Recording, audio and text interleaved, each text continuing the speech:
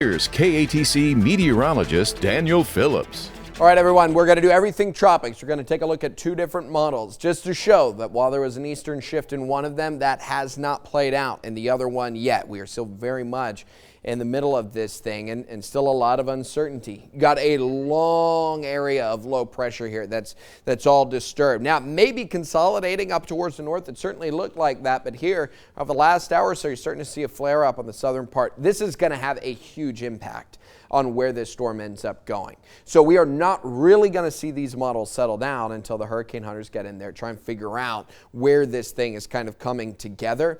They are going to fly that at about 11 o'clock today. So hopefully by the afternoon we have a much better idea. That afternoon suite of model data is probably going to be some of the most valuable that we have had so far. In the meantime, all we can do is take a look at the data that we have. Now, that northern stretch right there, I think the GFS has actually picked up on that a little bit, and that's where it's starting to initialize that storm.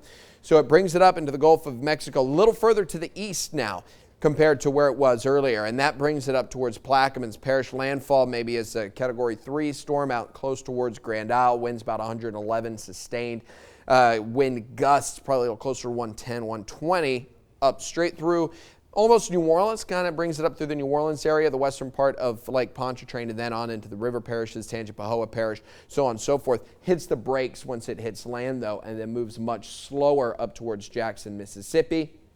If that's the case, that could bring about 10, 15 inches worth of rainfall from New Orleans areas to the east. For us, that gradient of impacts lessens tremendously and very quickly as it goes towards the west. That would actually pull us out on most of the impacts if that's the case. However, like I said, these models are going to change back and forth. We've already seen the GFS switch 4 times in the last 24 hours from west to east, back west, now back east. So when we get to lunchtime, we'll get the next round and we'll see if that trend continues. Great.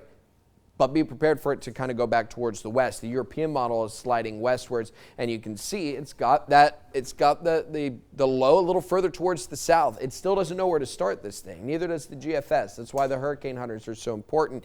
And because it's got that low initializing a little further to the south, this model brings it up a little further to the west. Slightly slower moving as well, where you're looking at a landfall in Plaquemines out on early Sunday morning. This wouldn't be until Monday morning, right up along the Vermilion Bay. And then that pulls all the impacts. That 10, 15-inch rainfall, that brings it into Acadiana, all those winds, with winds here probably gusting close to about 120, sustained close to about 110, and be my guess, close to Category 3, if not Category 3, and then that brings it up through Acadiana. That's the Euro.